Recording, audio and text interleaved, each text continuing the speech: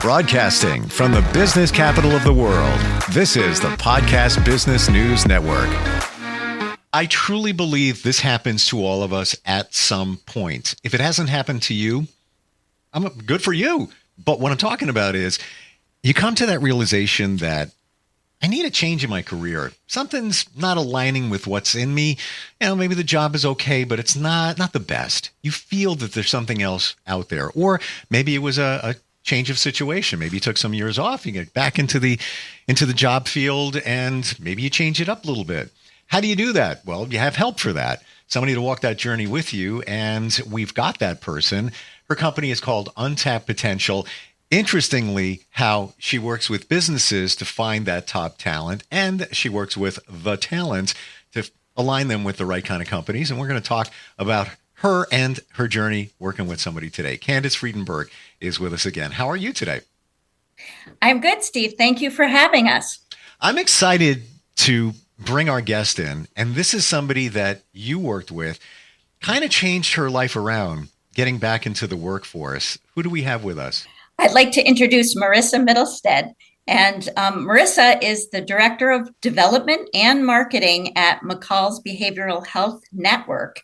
And they're a client company of Untapped Potentials, and love to share a little bit of her story. Marissa, why don't you introduce yourself and the strong skills you came to Untapped Potential with? Yeah. So Steve, as you mentioned, I pivoted many times and I had some time off. So, when I came to Candace, I was a packaging engineer who never wanted to work in that field ever in my life.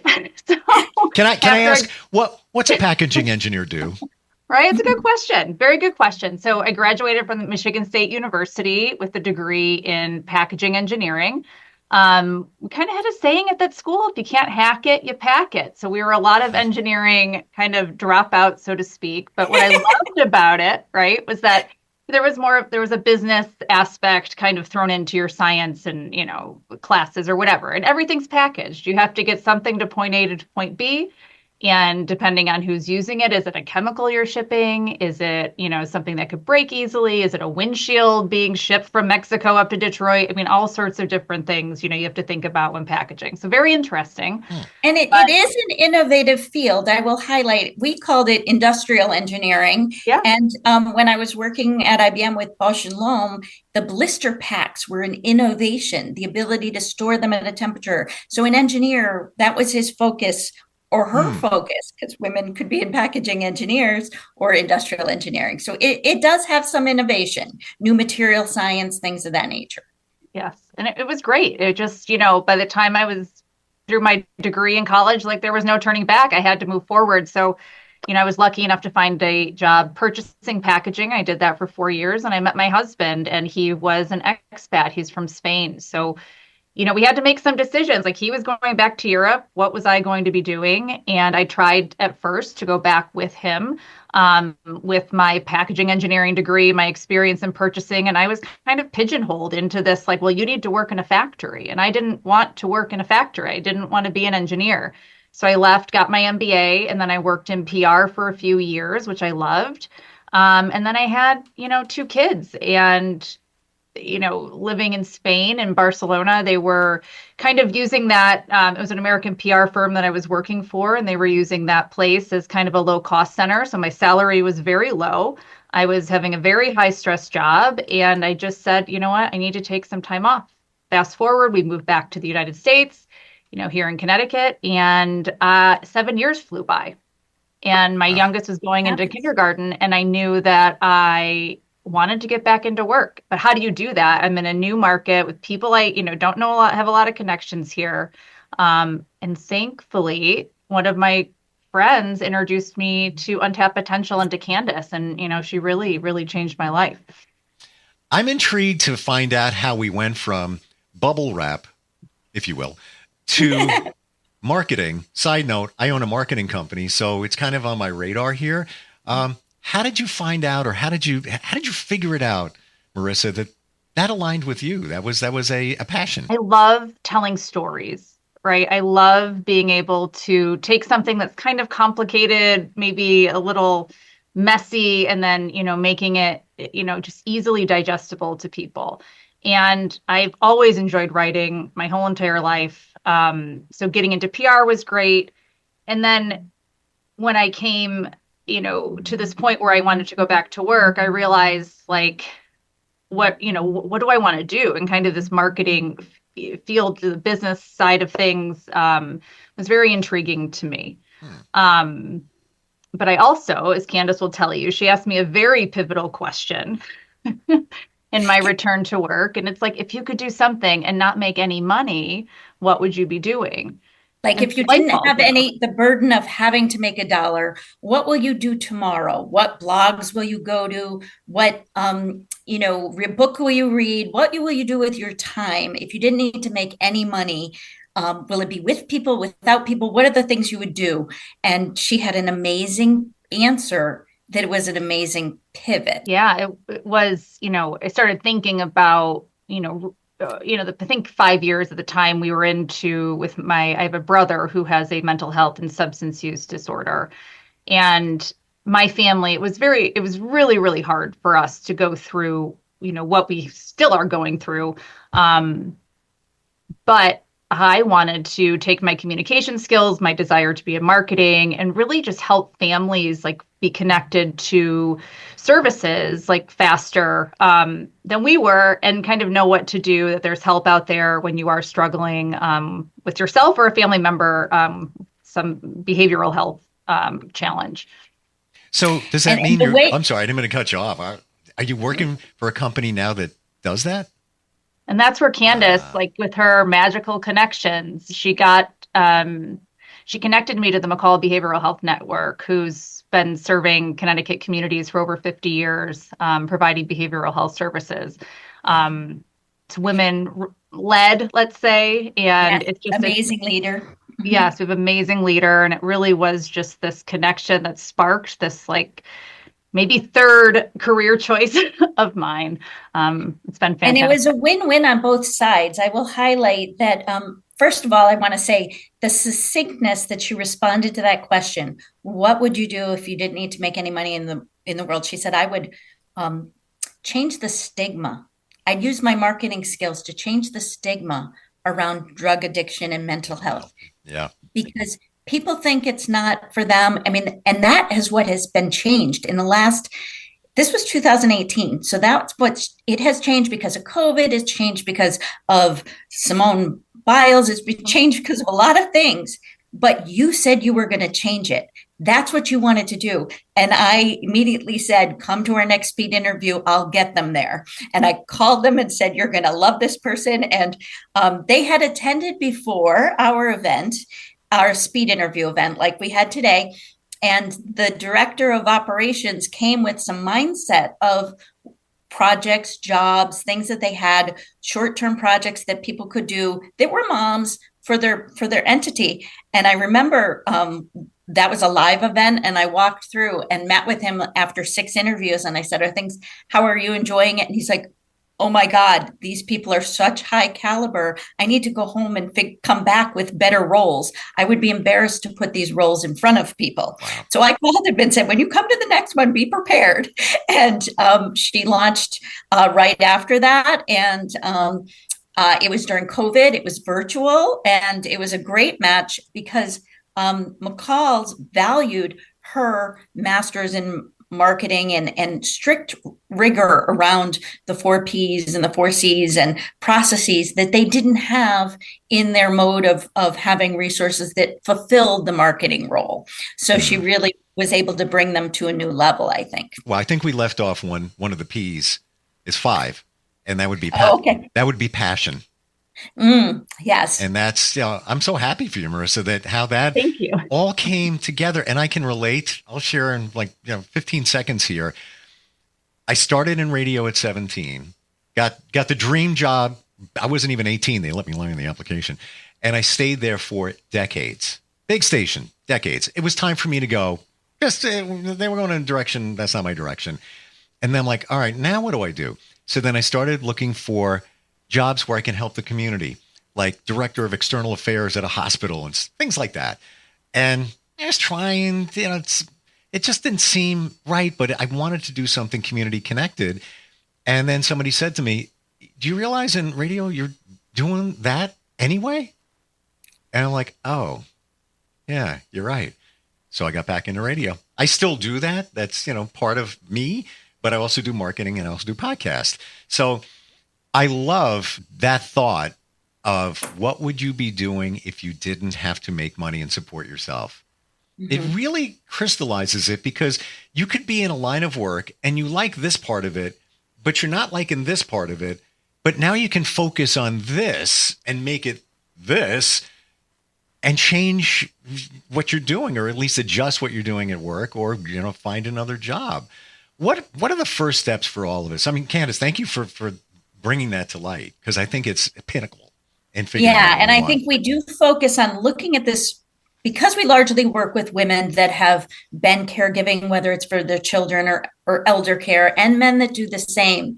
And when they're approaching this change, the workplace has changed, and we try to skill them up to bring them back to what the workplace requires for general working in general. But we also say, this is your opportunity. The world's your oyster. Yes, you're not going to go back and do what you did before, but think about the bigger picture, bigger work. The fact that you have a long glide path to be working in this field, and you could learn something new. You might think you can't, but you absolutely can. We definitely believe in the growth mindset, and that it only takes like 3 months to 18 months to learn a new industry and to be tremendous at it. If you think of AI, no one's known about it or certain roles within it. You could learn it and be the best of breed in it now. So we have that bigger mindset. To your question of how do you get started, or what are some of the steps? I think we are an event-driven business, and one of the things Marissa attended was our mentor mingles. So we have quarterly mentor mingles, and it's really just inviting them to put their professional self on. Say you're going out for a ladies' night out and meet with industry mentors. We try to match, if you're marketing, they're marketing, we have them meet together. We have different ways to do icebreakers, and we talk about the problem and the solution. But in that, it's kind of like acclimation back to your professional self. So that was one of the stepping stones that I know Marissa did. And then we have workup programs now that are more organized, but working up doing the work necessary to figuring out what you want to do. And then we have a number of exercises to do that, your values, your skills, your what that inquiry. We also can do the Holland Code, like interest analyzer, if you will. And then really the crafting it into an elevator pitch, creating your go forward, go to market strategy in an elevator pitch that you can test many times and get feedback and learn more. So that elevator pitch is one of our workups. The other is crafting your resume, or what we call the up profile. And we do it in a way that it overcomes the bias that women may face with a gap on the job board or applicant. I was going to ask that question. So I'm going to jump in, and I'm honestly, it's a cliche asking for a friend, but it's true. She left her job because of a family situation about 2 years or so, and wanted to get back in. And then she wasn't sure what she should put on the resume because she didn't want to have a gap there. And then they're wondering, well, what was going on during that period of time? What's your suggestion for that, Candace? Well, I think if you're approaching through the job board systems and they've got the years, and it's a chronological resume, I think being transparent is the smart thing to do. And there's ways to put transferable skills in that body, in your resume, your chronological resume for that time away. But we have kind of a trick, and Untapped Potential talks to our client companies and say, look, these women have been doing a valuable service for society. They're raising our next generation. They've grown in skills. So let's say they did that, and we value that. So now measure them by their skills and their experience. And the second you only put skills and experience on the resume, they see that person in a professional light with their skills and experience. And it's kind of like judging a book by its cover, that if you put the cover, they're a mom. Unfortunately, our society has an image that takes away from their professional skills. If their last role was a substitute teacher or a paraprofessional, then you park them in that category, even though they might be a lawyer even though they might have done contracts at defense companies and have clearances. If you see that they did paraprofessional, you don't put them in that lawyer bucket. We've had that scenario. So because we do our resume a little bit different, we're able to put your go-to-market strategy first and all the things that build up that say that that is your go-to-market strategy. And our pledging partner companies agree that they'll measure the candidates by their skills and their experience and not discount them for caregiving. And if they want to know the dates on the third interview on the application, fine, but at least let them get to that first pass interview with a professional persona.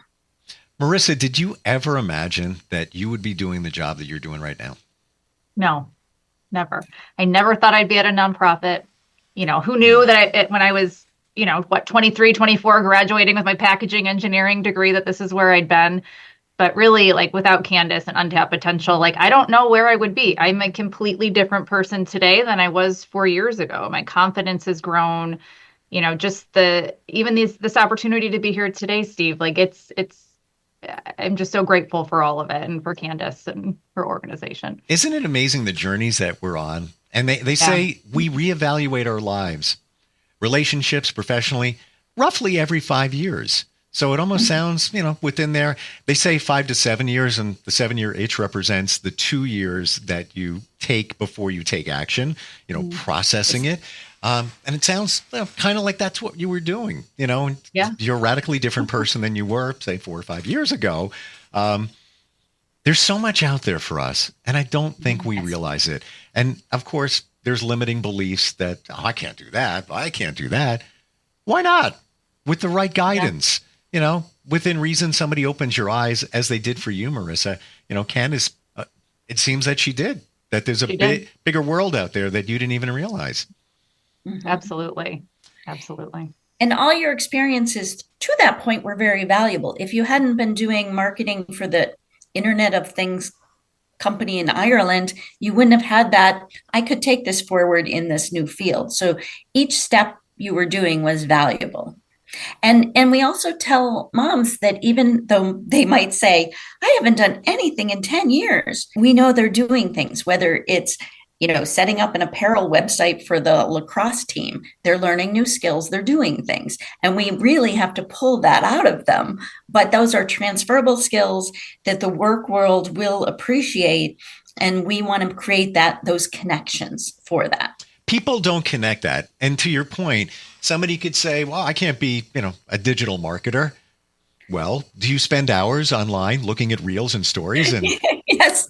You've already done half the research. You just need, you're already there. And we do argue that moms, this is a stereotype, don't want to stereotype, but many women who have the job of caring for others and men who have that end up, connecting with people on phone because you're on the go, adapting to the latest technology because their kids are on the latest technology. So they need to be on it. So they're not afraid of tech. And I often say, when companies might say, well, they haven't done anything, the world's changed so quickly. I'm like, no, they're adapting faster. And technology has gotten easier. It's all user interface screens that are made to be very step-by-step, very clear. They're very similar, and they're meant to process flow, much different than when I took Pascal and Fortran and had to program and look for parentheses. Mm-hmm. It's not that kind of tech. So I do think women can get from here to there today with how technology has shifted. I now truly see, Candace, the name of your company, Untapped Potential. It crystallized in terms of making sense and in Marissa's situation. And now let's flip it on the other side. The company that she works for, you work with as well, right? I had worked with them before, and we've had a couple opportunities, and she was there today interviewing candidates. So we do hope to serve them. They've grown. And in fact, one of the reasons why they needed someone with Marissa's skills is they acquired or merged with another organization.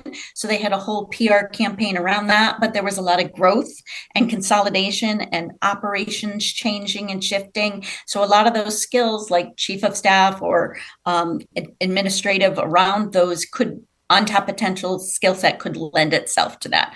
Untapped Potential's candidates, if you will. Wow. It's amazing when you look back at your life, even if you went back like 15 years ago and now, like certainly in your case, Marissa, you never thought you'd ever be doing this with the same mindset that you have. You probably couldn't have done this job 15 years ago with having the right mindset. Yeah, skills are one thing, but the confidence and all of that. And it seems you got some confidence from Candace too, jumping back. Absolutely.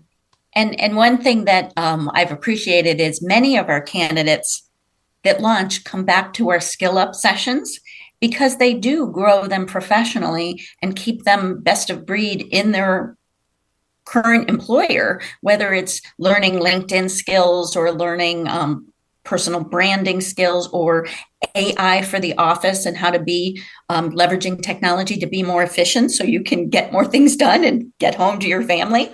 So those skilling up opportunities, we encourage our launched candidates to still engage in. Marissa, one question to describe how you feel about your current job. Oh my gosh. I love what I do. I love, even though I'm not directly helping people, I love the fact that, maybe some communication that I send out into the universe is helping, that one family get their loved one into treatment. I love the people I work for. It's a very special place here. Just overwhelmed by, gratitude, really. The fact that it comes from your personal situation, like, talk about passion.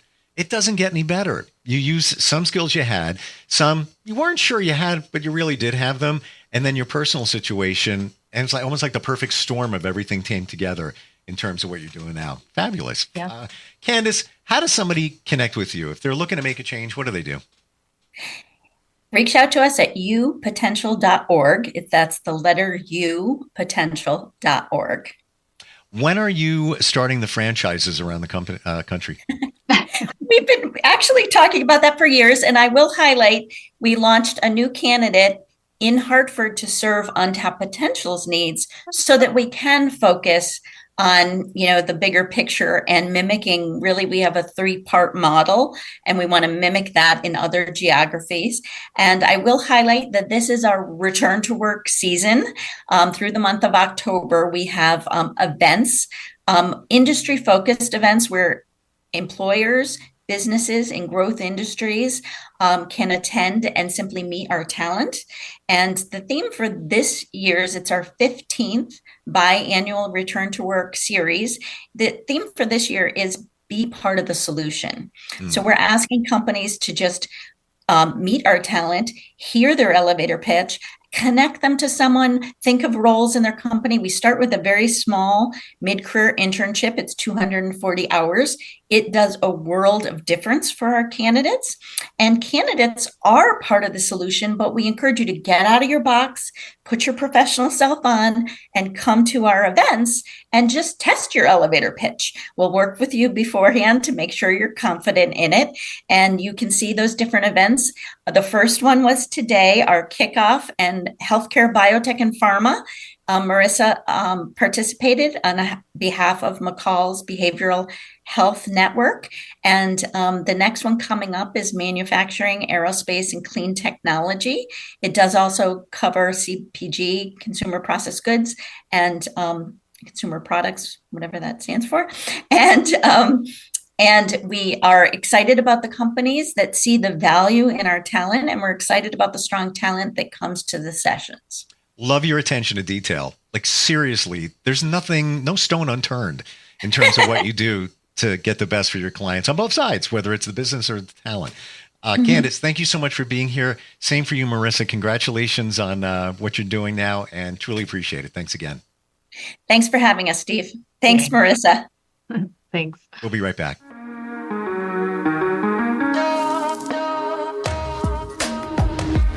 Broadcasting from the business capital of the world, this is the Podcast Business News Network. Hi, this is Terry Crews, actor, former football player, game show host, father of 5, and all-around big dude. I'm also an expert on drama. I know all kinds of drama. There's the good kind that comes with having a house full of kids. There's the bad kind, like season-ending injuries. There's the necessary kind, like having an agent in Hollywood. And there's silly drama, like the drama around my percolating pectorals. And then there's the drama you can skip. Skip the drama that comes with not having your high school diploma or equivalency. Find free adult education classes near you and finish your high school diploma. Visit finishyourdiploma.org. Or text diploma to 97779. Message and data rates may apply. Reply STOP to opt out. That's diploma to 97779. And leave the drama to actors like me. Brought to you by the Dollar General Literacy Foundation and the Ad Council.